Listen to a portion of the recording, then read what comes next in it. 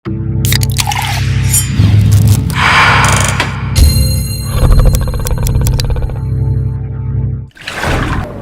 kita subuh ini, keutamaan memakmurkan masjid. Yang pertama, niatnya saja sudah ditulis malaikat berdasarkan hadis Nabi Muhammad SAW. Apabila hamma seorang hamba itu berkeinginan bihasanatin, memakmurkan masjid. Hasanah am, semua yang baik, tapi di antara yang baik itu memakmurkan masjid. Kata Allah Ta'ala kepada malaikat, uktub, tulis. Dia nak datang ke masjid, tulis satu kebajikan. Tak jadi dia datang, tulisan tak boleh dihapus. Kalau dia jadi datang ke masjid, tulis dua.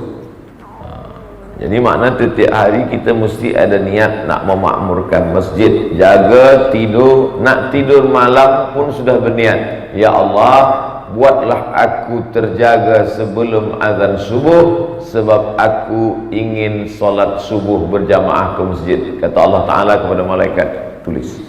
Jadi dia ke masjid, tulis dua. Tak jadi ke masjid, tulis satu. Tapi jangan tiap malam macam itu. Tiap malam tak pernah datang ke masjid, sebulan tak ke masjid. Awak kenapa tak ke masjid? Kata Datuk Imam.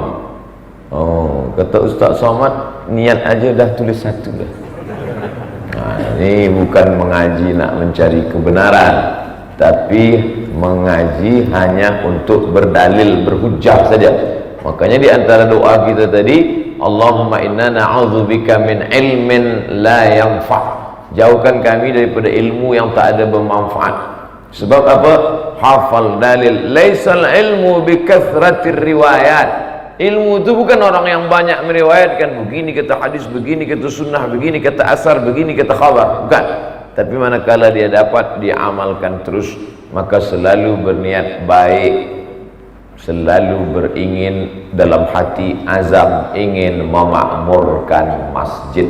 Mudah-mudahan tiap-tiap hari belum matahari terbit, niat awal kita adalah ingin memakmurkan masjid, insyaallah. Amin. Ini yang pertama. Di mana letak niat itu? Di hati. Adakah niat itu bersuara? Tidak. Adakah niat itu berhuruf? Bukan. Dari mana malaikat tahu bahawa kita ada niat nak memakmurkan masjid?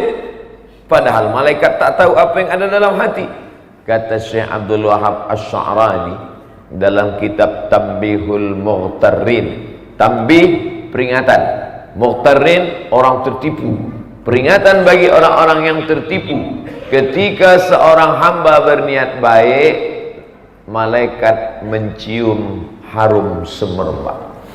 Malaikat cium harum semerbak. Oh, dia ada niat baik, tulis. Tapi manakala dia tak ada niat baik, tak ada bau apa-apa. Bila dia berniat tak baik, datang bau busuk. Dari situlah malaikat tahu hamba ini ada niat baik, maka kata Allah, tulis untuk dia satu kebaikan. Maka tiap-tiap hari, tiap-tiap saat, tiap-tiap waktu, tiap-tiap detik, kita selalu berniat baik, baik, baik. Niat baik dalam hati, naik niat baik tadi ke dalam kepala, maka baik tadi pun turun ke mata, mata jadi baik, ke telinga, telinga jadi baik, ke kaki, langkah kaki jadi baik, ke lidah, lidah menjadi baik. Kalau nampak ada orang bercakap yang tak baik, sebenarnya yang tak baik di lidahnya itu hanya 10% saja. Yang 90% tak baik dalam hatinya. Begitu kata Allah dalam Al-Quran. Qad badatil baghdha'u min afwahihim. Qad badatil baghdha', sudah nampak kejahatan, permusuhan di mulut mereka. Wa ma tukhfi suduruhum akbar.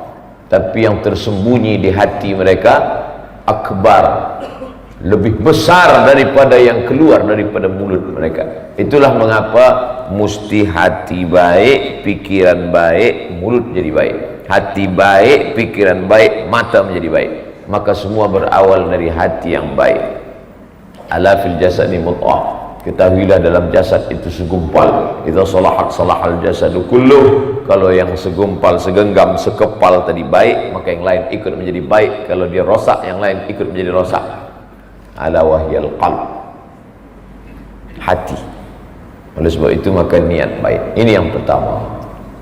Selepas itu dia pun bangkit dari tidurnya, kemudian melangkahkan kaki ke masjid. Ini yang kedua. Khutwah namanya, langkah kaki. Langkah pertama menghapus dosa, langkah kedua mengangkat darjah. Langkah pertama menghapus dosa, langkah kedua mengangkat darjah. Langkah ketiga menghapus dosa, langkah keempat menghapus darjah. Apa pula menghapus darjah? Langkah kelima menghapus dosa, langkah keenam menaikkan darjah. Jadi datanglah orang kampung Bani Salim. Nama kampung dia Bani Salim, jauh dari Masjid Nabawi. Ya Rasulullah, ya, rumah kami jauh dari Masjid Nabawi. Kalau begitu izinkan kami jual rumah kami beli tanah baru, pindah dekat Masjid Nabawi supaya kami boleh solat berjamaah di Masjid Nabawi. Kata Nabi, jangan. Tetap duduk di kampung Bani Salim, tapi kamu berjalan kaki datang ke Masjid Nabawi, sebab langkah-langkah kaki kamu akan menjadi saksi di hadapan Allah Subhanahu wa taala. Itulah makna ayat yang tuan-puan semua hafal. Wa naktubu ma qaddamu wa atharahum. Kami tulis semua bekas tapak kaki mereka, wa asarahum, bekas-bekasnya nampak tertulis. Wa kulla syai'in ahsaynahu, semuanya kami tulis, kami catat dalam buku kitab catatan yang nyata. Maka tadi semua langkah-langkah kaki kita datang ke masjid memakmurkan rumah Allah ini, semuanya menjadi nilai setiap langkah amal saleh. Mudah-mudahan kita semuanya istiqamah insyaallah. Saya tadi pagi tak ada langkah kaki Ustaz Abdul Somad. Macam mana sampai kemari? Sebab saya naik motor. Maka setiap tetes minyaknya pun dibalas Allah Ta'ala.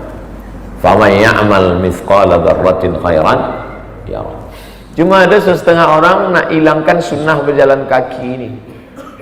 Itu jalan kaki kan zaman Nabi, sebab dia tak ada kereta. Zaman sekarang ni cukuplah naik kereta. Dia nak hilangkan sunnah berjalan kaki ke masjid, tapi petang-petang hari dia jogging. Padahal bila dia berjalan kaki ke masjid 10.000 langkah sehari, maka pergi balik satu kali langkah tasbih subhanallah subhanallah subhanallah subhanallah subhanallah subhanallah bihamdihi subhanallah bil azim subhanallah bihamdihi subhanallah bil azim, atau selawat Allahumma shalli ala sayyidina Muhammad wa ala ali Muhammad Allahumma shalli ala sayyidina Muhammad. Kaki melangkah, mulut berzikir, hati tenang sampai ke masjid. Bekas tapak kaki menjadi saksi, dan malaikat senantiasa mendoakan dosanya hapus, hilang, dan darjahnya di sisi Allah diangkat setinggi-tingginya. Ini yang kedua. Yang ketiga, masuk dia ke masjid. Tadi saya dibawa masuk ke masjid dari pintu, maka dia berdoa kepada Allah, Rabbighfirli dhunubi Allahumma ftahli abwaba rahmatik. Yang ketiga, tutupi dosaku ya Allah. Dosa dia banyak. Dosa mata, dosa telinga, dosa kaki, dosa lidah, dosa kepala, dosa hati. Bisikan yang ada dalam hati selalu berbisik-bisik, lintasan yang ada dalam kepala. Maka minta ampun kepada Allah, Rabbighfirli dhunubi, ampunkan dosaku. Setelah dosa ampun, waftahli abwaba rahmatik, bukakan untukku pintu rahmat. Cuba tengok doa dua. Pertama minta hapus dosa, kedua minta buka rahmat. Sama macam doa kita waktu duduk antara dua sujud tadi, Rabbighfirli warhamni. Sebab rahmat tak turun kalau orang masih ada dosa. Makanya Nabi waktu dia duduk, dia tanya, Nabi sebelum mula majlis dia tanya, ada di antara kamu yang putus tali silaturahim? Sahabat takut nak berbohong. Ada ya Rasulullah. Pergi balik, sambung dulu silaturahim. Kenapa ya Rasulullah? Rahmat tak turun sebab ada orang melakukan dosa. Maka sebelum masuk tadi minta ampun dulu. Rabbighfirli dzunubi. Setelah dosanya hilang, barulah turun rahmat. Waftahli abwaaba rahmatik. Orang mati pun begitu juga. Orang mati tak kita mintakan rahmat, hilangkan dulu dosanya. Allahumma firlahu warhamhu. Ampunkan dosa dia, baru rahmati dia. Oleh sebab itu maka sejalan antara doa untuk orang hidup, untuk orang mati, dan doa dalam masuk pintu masjid. Rabbighfirli dzunubi waftahli abwaaba rahmatik. Rabbighfirli warhamni. Allahumma ighfir lahu warhamhu. Maka selama di dalam masjid ini, hapuslah dosa-dosa, turunlah rahmat-rahmat, tapi utang tak hilang. Ini mesti kita faham dengan baik. Ya, nanti sudah masuk masjid, merasa diri sudah taubat, lalu kemudian hutang piutang. Orang yang mati syahid itu tidak merasakan sakratul maut, tidak merasakan azab kubur, tidak merasakan hisab, terus masuk surga, illat dain, kecuali hutang. Ayat paling panjang dalam Quran surah Al-Baqarah ayat 282, ya ayyuhallazina amanu, hai orang beriman, idza tadayantum bidainin, kalau kamu menjalin janji hutang piutang, ila ajalin musamma, sampai masa waktu terhad tertentu, faktubuh, tulis. Padahal masa itu yang mampu menulis Quran 40 orang sahaja, tapi ayat turun tentang tulis menulis hutang. Sebab kalau hutang masih lagi tersangkut, maka roh orang tak diterima Allah Subhanahu wa ta'ala. Orang mati syahid pun tak diterima, apalagi yang mati jatuh. Oleh sebab itu maka ini amat sangat penting. Masuk yang keempat, masuk ke dalam masjid. Kami tak duduk. Masuk ke dalam masjid tadi tak duduk, tunggu muazzin azan. Allahu Akbar, Allahu Akbar. Bagaimana bila kita masuk masjid, muazzin sedang azan? Kata Nabi, idza dakhala ahadukumul masjid, kalau kamu masuk masjid, fala yajlis, jangan duduk, hatta yusalli rak'ataini, salat sunat 2 rakaat. Kenapa tak terus salat sunat 2 rakaat? Menunggu azan selesai. Kenapa tunggu azan selesai? Nabi ada sebut hadis lain, sesiapa sahaja yang mendengar azan kemudian dia sambut seruan azan, Allahu Akbar, Allahu Akbar, Allahu Akbar, Allah, asyhadu an la ilaha illallah, asyhadu an la ilaha illallah, asyhadu anna Muhammadar Rasulullah, Allahumma salli ala sayyidina Muhammad. Itu beza dengan yang lain. Kalau asyhadu an la ilaha illallah, itu saja. Allahu Akbar, itu saja. La ilaha illallah, itu saja. Hayya 'alas shalah, la haula wala quwata illa billahil aliyyil azim. Tapi ketika disebut asyhadu anna Muhammadar Rasulullah, maka diucapkan Allahumma salli ala sayyidina Muhammad, asyhadu anna Muhammadar Rasulullah. Itulah mengapa sesetengah muazzin sebelum azan dia ingatkan dulu, innallaha wa malaikatahu yusalluna 'alan nabi ya ayyuhalladzina amanu sallu 'alaihi wa sallimu taslima. Allahu Akbar, Allahu Akbar. Lalu orang pun melarang. Ada pelajar duduk kat masjid surau, dia azan, sebelum azan dia baca innallaha wa malaikatahu. Lepas tu datang orang melarang, jangan tambah-tambah azan. Wa kullu bid'atin dhalalah wa kullu dhalalatin finnar.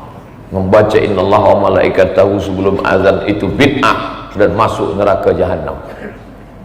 Budak ni lapor ke saya, Dia pelajar saya di universiti. Ustaz Somad, ya, saya sebelum azan saya baca innallaha wa malaikatahu. Lepas tu ada orang-orang tua dekat masjid marah pada saya. Kata dia jangan tambah-tambah azan.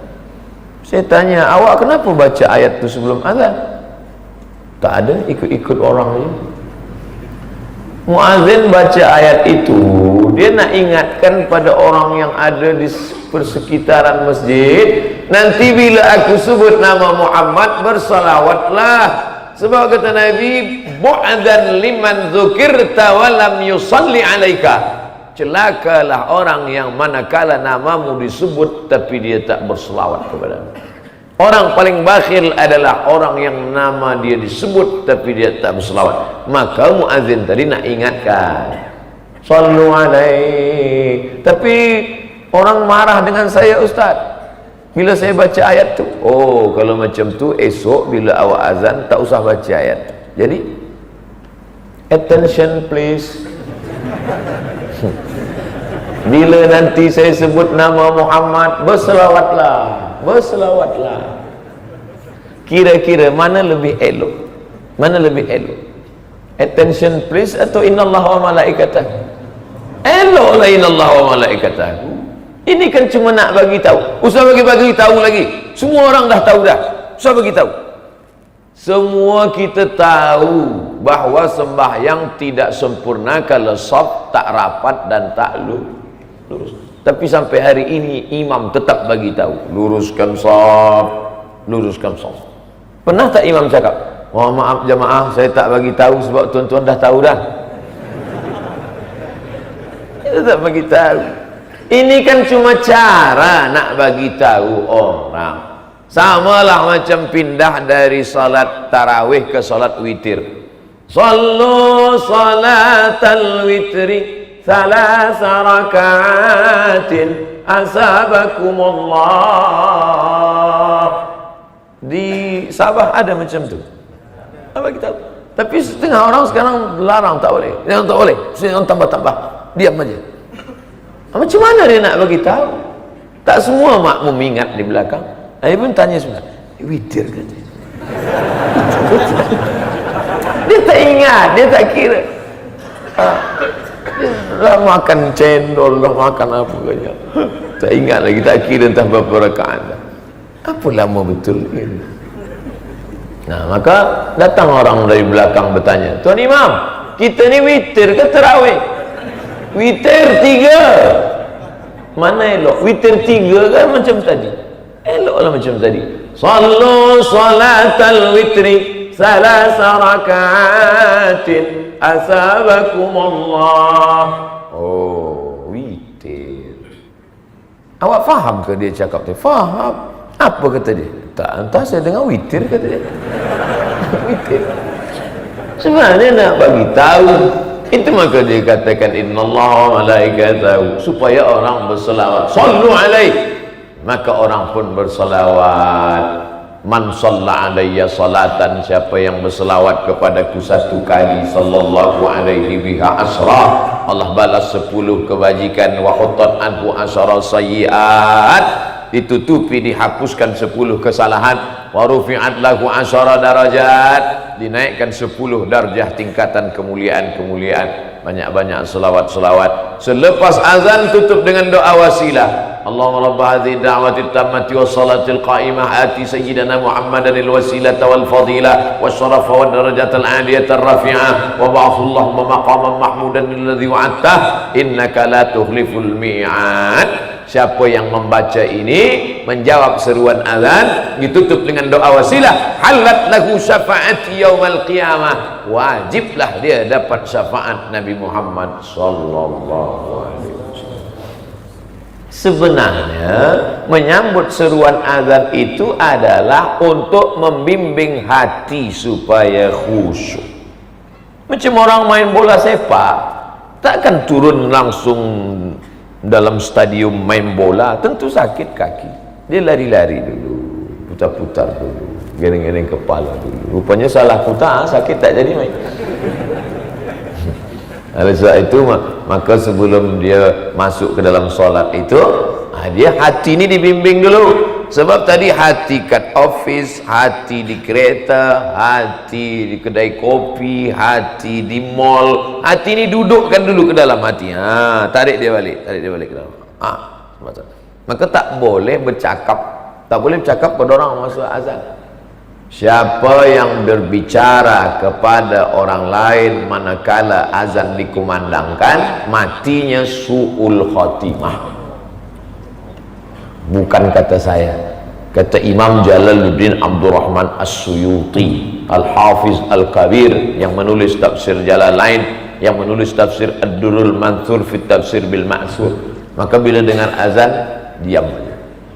Jadikah kita pergi petang nanti nak azan? Diam, jangan jawab. Bila dia paksa juga, su'ul khatimah. Jawab aja. Hayya 'alas salat. La haula wala quwwata illa billah. Bila dia ajak kita cakap, kita pergilah. La haula wala quwwata. Lepas tu baru bagi tahu dia, Ustaz Abdul Somad dah sampaikan manakala dia kajian subuh, siapa yang bercakap manakala azan dikumandangkan, mati su'ul khatimah. Hadis ke ayat? Entah, aku pun tak ingat entah. Tapi adalah masa itu. Nanti aku carikan MP3 dia, ada video dia tentang itu. Di mana? Di Ustaz Abdul Somad official. Jangan lupa subscribe, like, and share.